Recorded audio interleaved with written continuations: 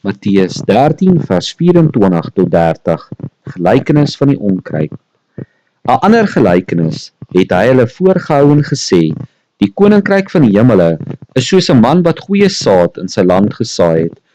Maar terwyl die mense slaap, het sy vyand gekom en onkruid onder die koring gesaai en weggegaan. En toe die spruitjies opgeskiet en vrug gevorm het, toe verskyn die onkruid ook. En die diensknegte van die huisheer het gekom en vir hom gesê, meneer, het u dan nie goeie saad in die land gesaai nie? Waar kry dit dan die onkruid vandaan? En hy antwoord hulle, 'n vyhandige mens het dit gedoen. Toe sê die diensknegte vir hom, wil jy dan hê dat ons dit moet gaan bymekaar maak? Maar hy antwoord, nee, dat julle nie miskien, as julle die onkruid bymekaar maak, die koring daarmee saam uittrek nie. Laat albei saam groei tot die oes toe.